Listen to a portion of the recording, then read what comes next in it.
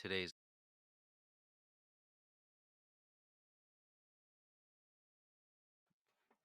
today's today's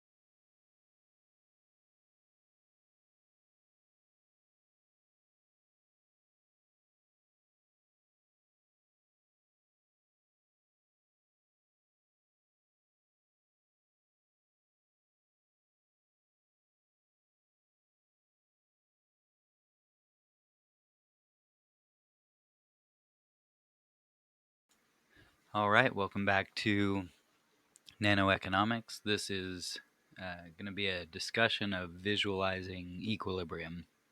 So we're going to use basically kind of imagining being at a festival or a farmer's market or a fair of some kind where the business day kind of almost starts a new experience for each business owner. If you kind of set up your shop in the morning and you tear it down at night, that's kind of what we're um, where we're easiest able to see kind of what equilibrium would kind of be signifying in like a real world or a situation we could kind of imagine happening.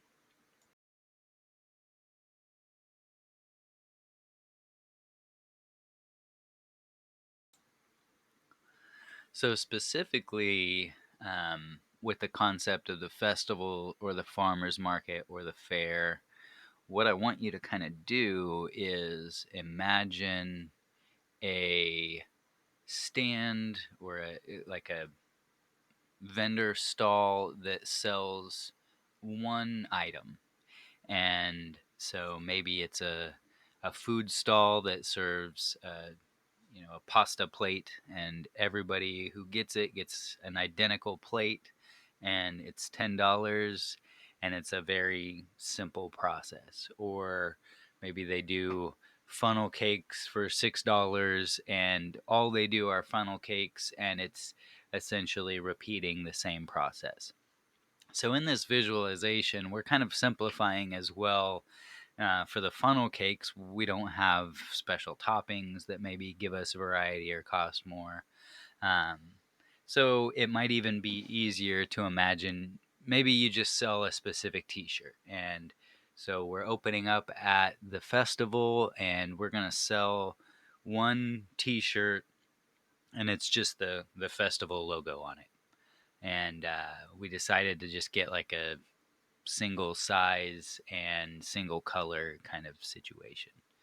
Um, and so this is kind of what we're really simplifying the model and the basic assumptions that we're making to get this model to a way that we can now visualize it in our head.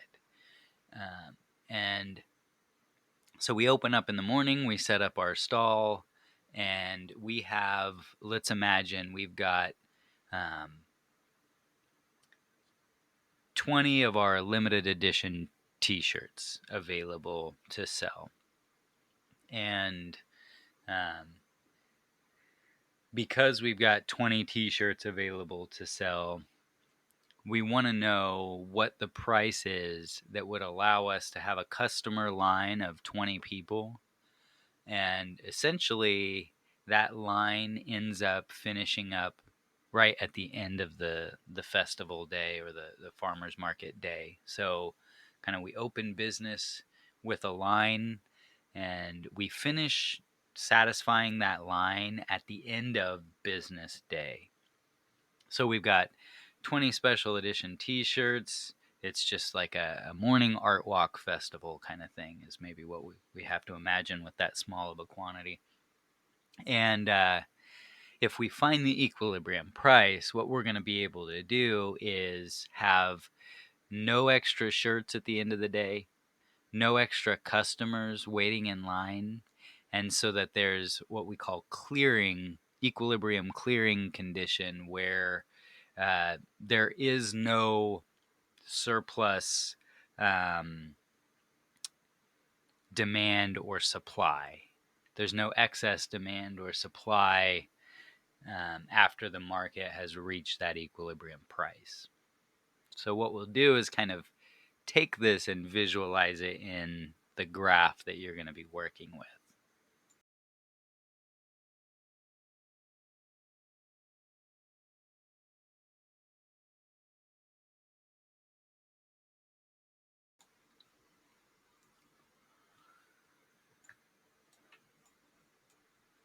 So I've drawn in here a very standard supply and demand equilibrium, and this is our market for our festival t-shirts.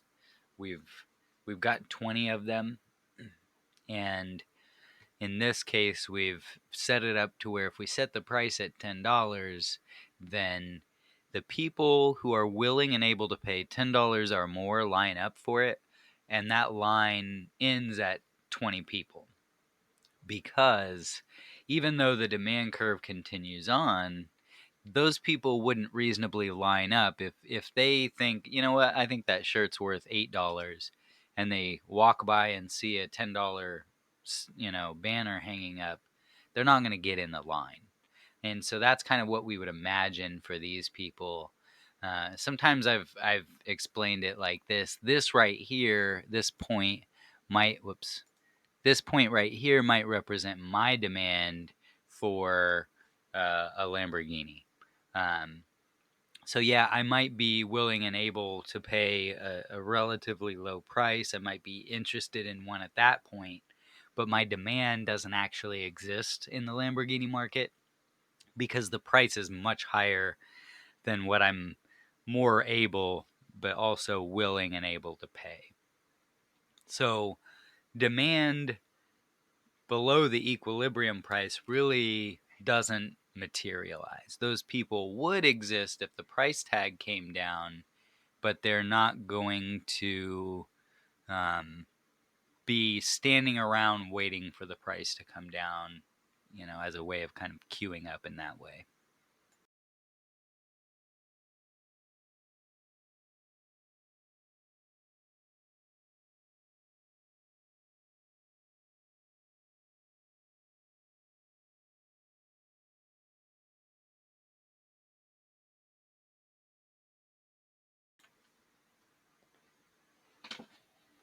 So with this equilibrium condition, we've found the equilibrium price, or the perfect price that allows us to sell out and have no customers waiting in line at the end of the day going, I missed out, So that's what this kind of magical condition is that we're meeting when we find the equilibrium. When the market is free to use the forces of supply and demand to find the equilibrium price, we end up satisfying the most people and maximizing this surplus triangle that we talked about yesterday. So we talked about the consumer surplus triangle. On the bottom, we would have the exact same concept associated with producers. And when we reach the market equilibrium, this triangle is the biggest it could possibly be. And so that really is the essence of trying to allow the free market to operate and achieve a more optimal or efficient outcome, is that we maximize the surplus, which is represented by the size of that triangle.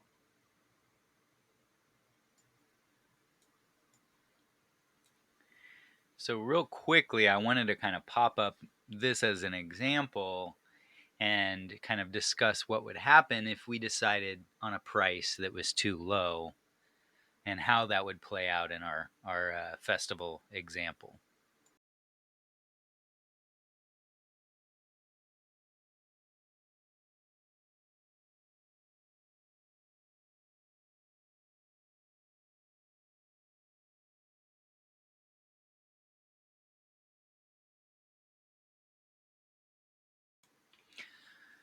So when the price is too low, we end up with a situation where when we move from where the price is at on this vertical axis and we, oops, let me make sure it's showing, and we move to the right along that price line, we're going to end up hitting the supply curve first. In other words, the amount of stuff that is worth it to put on the shelf when the price is there is at a quantity down here that is lower, closer to the origin, than the quantity that we're actually demanding. So I'm going to just label these here. Let's say this is at a price of $6 instead of 10, which we found was our equilibrium, or decided. We just kind of picked the number. So the quantity that we're willing to supply is now no longer 20. Let's say it's 10. And actually, let's just, oops. Let's just do 15 here. And then we're going to say the quantity that we demand is 25. So we're actually demanding more at this lower price than we did at the equilibrium, but we're supplying less. So this is a situation where, because we've set the price too low, we sell out too quickly. In this case, at a price of $6, we do actually have 10 more people in line who are disappointed that they weren't able to get our festival t-shirt.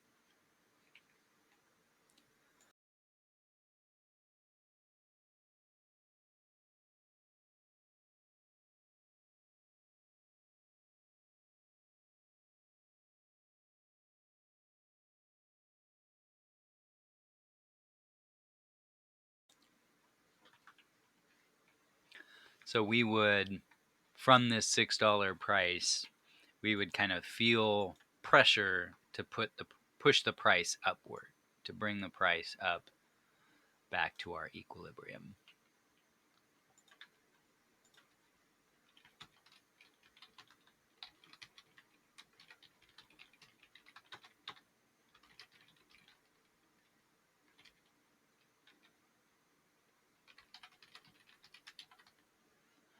So it's upward price pressure.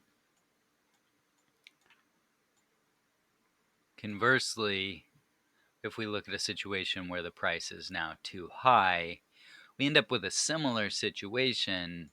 The quantity that we demand now is only 15, but the quantity that we're willing to supply at this price of $15